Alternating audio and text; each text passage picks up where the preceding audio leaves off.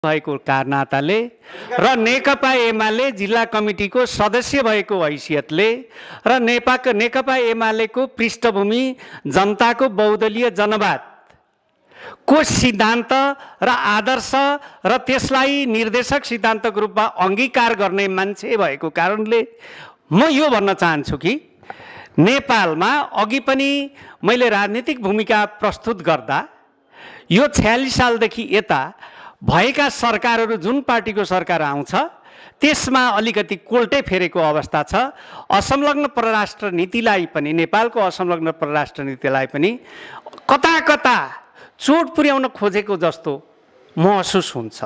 उदाहरणको लागि 2075-76 सालमा हो क्या र नेपालको संविधानमा एउटा व्यापक परिवर्तन संशोधन गरियो सर्वसम्मत रूपमा।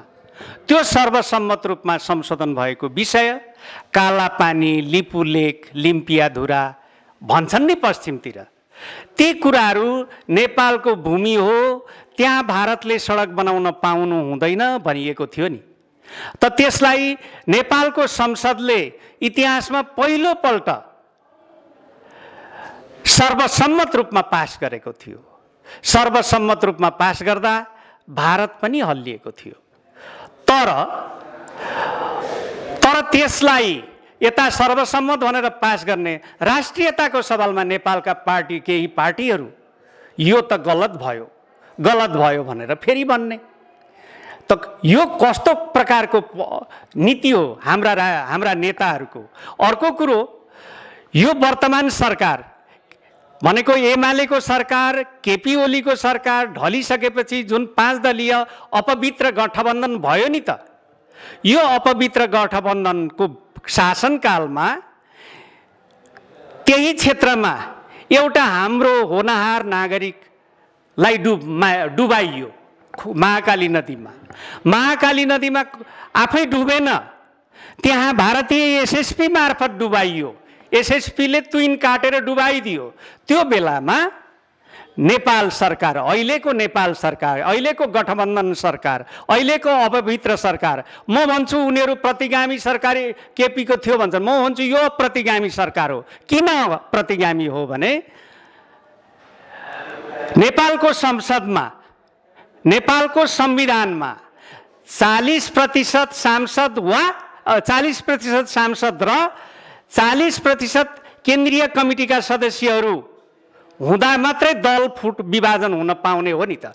संसद त चलिरहेको थियो। संसद चलिरहेको अवस्थामा अचानक संसदलाई बन्द गरेर भोलिपल्ट एका बिहानै अध्यादेश ल्याएर दल फुटाउने 20% मा ल्याएर त त्यो 20% को 20% हुन दिनु नि त। उनीहरूका फेरि दल फुट्ने भए, फेरि त्यसलाई 40% मा लगे। यो गर्ने के यो यिनीहरू चाहिँ भगवान हुन्? यो हो प्रतिगामी सरकार। यस्तो प्रतिगामी तत्त्वबाट बनेको यो सरकार छ। यो प्रतिगामी तत्त्वबाट बनेको सरकार यो प्रतिगामी सरकार हो। त यस्तो सरकारको बेलामा त्यो तुइनमा डुबेको मान्छे, तुइनमा डुबो, भारतीय एसएसपीको कारणले डुबो भनेर भन्न नसक्ने सरकार कस्तो? भन्न सक्यो? भन्न सकेन। जी हजुर म तिर्छु नि यसको क्षतिपूर्ति 10 लाख तिर्दियो। उसलाई तिराउनु पर्ने हो कि होइन? एउटा इटलीको एउटा नागरिक, भारतको एउटा नागरिक इटलीको पानी जहाजको कारणले डुब्यो गर्दाखेरि भारतले पटक पटक कारबाही आवाज उठाउँदा इटली सरकारले त्यो भारतीय नाविकको क्षतिपूर्ति इटली सरकारबाट लिएको थियो। नेपालले एउटा व्यक्तिको, यस्तो निरीह व्यक्तिको क्षतिपूर्ति भारतबाट लिन सकेन। यो कस्तो लाचारीपना हो। र अहिले लिम्पियाधुरा र लिपुलेकको बारेमा यो सरकार बोल्दैन। यतापट्टि कति हेक्टरसम्म जग्गा मिचिएको छ त्यो बोल्दैन। न्यू खोजेर 60 कति हेक्टर त्यो के अरे डोल्पाको उत्तरी, यसलाई कसरी समाधान गर्नुपर्छ उसले बोल्नु पर्छ कि पर्दैन? सरकारको नेतृत्व, सरकारको जिम्मा लिएर बसेको मान्छेले यी कुराहरू बोल्नु पर्ने हुन्थ्यो, तर बोलिरहेको स्थिति छैन। र मैले अघि पनि भने हामीसँग पञ्चशीलको सिद्धान्त छ। हाम्रा 5वटा सिद्धान्तहरू छन्। हामीले संयुक्त राष्ट्रसङ्घको सदस्यको बडापत्रलाई मान्दा त्यो 5वटा पञ्चशीलका सिद्धान्तहरू छन्। ती सिद्धान्तलाई आधार मानेर हामीले बडापत्रमा हस्ताक्षर गरेका छ। नेपालले बडापत्रमा हस्ताक्षर गरेको छ। के भनेको छ? एकले अर्काको सार्वभौम सत्तालाई सम्मान गर्ने, एकले अर्काको आन्तरिक मामलामा हस्तक्षेप नगर्ने, कुनै पनि गुटमा नलागिकन सबैसँग आर्थिक सहयोग लिने, निशर्त आर्थिक सहयोग लिने भनेको छ। अर्को कुरो, संयुक्त राष्ट्रसङ्घको बडापत्रमा आस्था राख्ने र त्यही अनुसारको आचरण पालन गर्ने र कुनै पनि अन्तर्राष्ट्रिय समस्याहरू आयो भने शान्तिपूर्ण रूपमा समाधान गर्ने र साम्राज्यवाद, जातिवाद, रङ्गभेदको घोर विरोध गर्ने भनेर त्यो संयुक्त राष्ट्रसङ्घको घोषणापत्रमा उल्लेख छ। त्यसैलाई हामीले अनुमोदन गरेका छौँ, हामीले त्यसैलाई अङ्गीकार गरेर हस्ताक्षर गरेका छौँ र नेपाल संयुक्त राष्ट्रसङ्घको सदस्य 15 डिसेम्बर 1955 भएको हो। त यो हिसाबले विश्व राजनीतिमा नेपालले अहिलेसम्म खेलेको भूमिका, विश्वमा समस्या हुँदाखेरि हाम्रा शान्ति सेनाको माध्यमबाट हाम्रा सेना, हाम्रा पुलिसहरू शान्ति स्थापना गर्न मध्यपूर्व क्षेत्रमा, अफ्रिका क्षेत्रमा गएका छन् नि त। हाम्रो प्रतिष्ठाको कायम पनि राखेका छन् तिनीहरूले। त त्यसैले म भन्छु नेपालको सुरक्षा, नेपालको आन्तरिक स्थिति, नेपाललाई एउटा सार्वभौम सम्पन्न नेपालको अस्तित्व रक्षा गर्नको लागि जुनसुकै पार्टीको सरकार भए पनि राष्ट्रियताको सवालमा सर्वसम्मत रूपमा पार्टीभन्दा माथि उठेर देशको हितको रक्षाको लागि एउटा नीति सिद्धान्त तयार गर्नुपर्छ। त्यसलाई तोडमोड गरेर विश्व राजनीतिमा जानु हुँदैन। मेरो धारणा यही हो। र विशेष गरेर जस्तो नेकपा एमाले चाहिँ प्रतिपक्षमा छ अहिले, जस्तो नेकपा एमालेको अब आउने चुनावका लागि चाहिँ विशेष योजनाहरू, पद्धतिहरू नेपाली जनताका लागि, केही लक्षित चुनावका लागि, प्रतिनिधि सभाका लागि, अर्थात् यो गाउँपालिका हुने निर्वाचनका लागि चाहिँ खास गरेर के योजनाहरू, के पद्धति नेपाली जनताको अगाडि चाहिँ के लिएर आउनुभएको छ? जस्तो नेपाली काङ्ग्रेसले ल्याएको छ, तपाईँले हातमा मोबाइल दिन्छौँ, हामी कुनै व्यवस्थापन छन्, तपाईँलाई चाहिँ सबैलाई चाहिँ रोजगार दिन्छु भनेर चाहिँ दिने पछि पुगिरहेको छ। तपाईँहरू कुनै विशेष योजना होला नि त नेपालमा आउँदै गरेको स्थानीय तहको चुनावका लागि योजना लक्ष्यहरू के छन्? विशेष रूपमा थोरै बताइदिनुहोस्।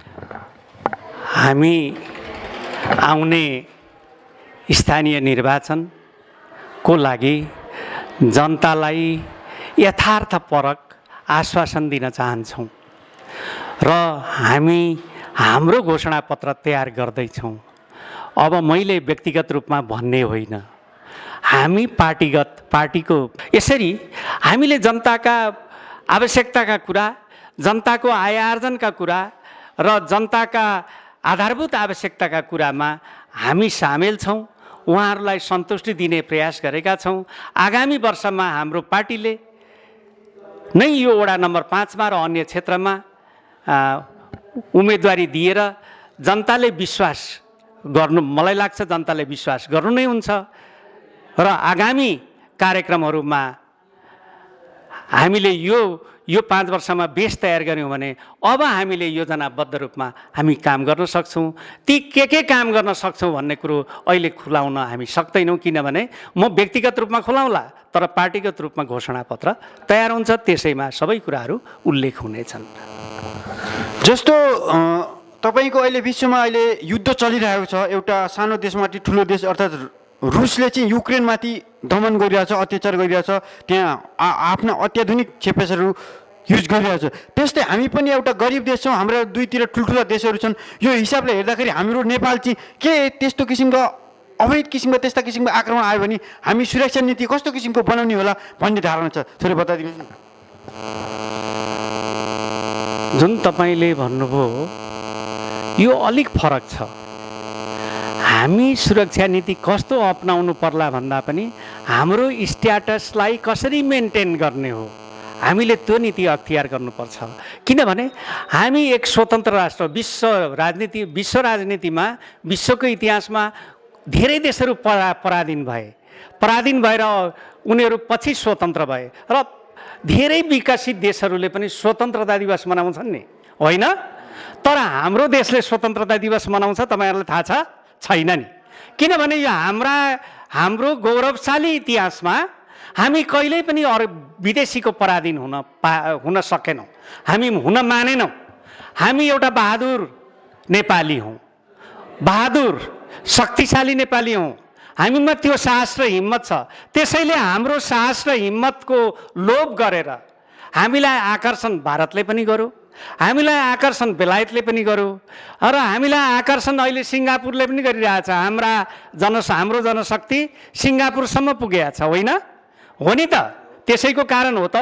त्यसैले अब हामी के भन्छौँ भने हामीले हाम्रो परराष्ट्र नीतिलाई स्पेसल रूपमा अख्तियारी गर्नुपर्छ र राष्ट्रियताको सन्दर्भमा यो पार्टीको राष्ट्रियता यो पार्टीको राष्ट्रियता यो पार्टीको राष्ट्रियता यो होइन, समुच्च पार्टीभन्दा कोसिस गऱ्यौँ। हामीलाई कतैबाट पनि सहयोग भएन। अब भरे जोखिममा डुबियो भने त त्यो दाना उद्योग त जाने भयो। अब कसैले सहयोग गरेन भने त गाउँपालिकाको बजेट त खेर जाने भयो नि त। त्यो हिसाबले हामी धर्ममा पऱ्यौँ र यसरी दाना उद्योग पनि भएन। अब यसरी हुँदै जाँदा अब हामीले फार्म विस्तार गरेका छौँ। अब मानिसहरूले के खोजिरहेका छन् त? अब हाम्रा किसान दाजुभाइहरूले के खोजिराख्नु भएको छ भने दाना यहीँ उपलब्ध भए हुन्थ्यो। साइलेस त्यो कटिङ मेसिन के हो, घाँस काट्ने मेसिन उपलब्ध भइदिए हिउँदलाई घाँस हामी राख्थ्यौँ। यो अभाव अहिले खड्केको छ, तर हाम्रो बजेट गइसकेको थियो। त्यसैले आगामी बजेटमा यी व्यवस्था हुन्छन् र दुग्ध व्यवसाय अहिले फस्टाइरहेको छ। हाम्रो 5 नम्बर वार्डमा दुग्ध व्यवसाय फार्महरू धेरै छन् र यसरी यतातिर फार्महरू धेरै छन्, पशु विकास भइरहेछ भने उता कृषि क्षेत्रमा पनि प्रविधियुक्त भइरहेछ। मात्र रासायनिक मलको अभावले अहिले जनता किसानहरू निराशमा हुनुहुन्छ। त यसरी यो कृषि क्षेत्रलाई उत्थान र पशु क्षेत्रलाई उत्थान गऱ्यौँ भने र यसमा एउटा कृषि कक्षा 11-12सम्मको एउटा कृषि कक्षा या भेटनरी कक्षा खोल्न सक्यौँ भने, आगामी जनप्रतिनिधिहरूले यी काम गर्न सके भने सुनमाथि सुगन्ध हुन्छ, जनताले राहत पाउँछन्, आय आर्जनमा सजिलो यो ग्रामीण भेगमा बस्ने जनताको जीवनशैली सजिलो बन्ने छ। जस्तो न्युज 99 np.com 2-4 शब्द राखिदिनु भएकोमा भूपेन्द्र कटुवाल गाउँपालिका अध्यक्षज्यूलाई धेरै धेरै धन्यवाद छ र फेरि पनि उहाँसँग अर्को कार्यकालका लागि हामी आउनेछौँ भन्दै अहिलेलाई बिदा चाहन्छौँ। हवस् त, धन्यवाद। नेटो भन्छ। यतापट्टि सोभियतले के गरेको थियो? युरोपका केही देशहरू मिलाएर र आफ्नो देश सबै मिलाएर गर्दाखेरि उसले के निर्माण, वार्सा प्याक्ट भन्थ्यो। त्यो वार्सा प्याक्ट विघटन भयो र यिनीहरू चाहिँ स्वतन्त्र हुन गए। नेटो त अहिलेसम्म छँदैछ। अब यो युक्रेन के हुन चाह्यो? उसले निवेदन हाल्न प्रयास गर्यो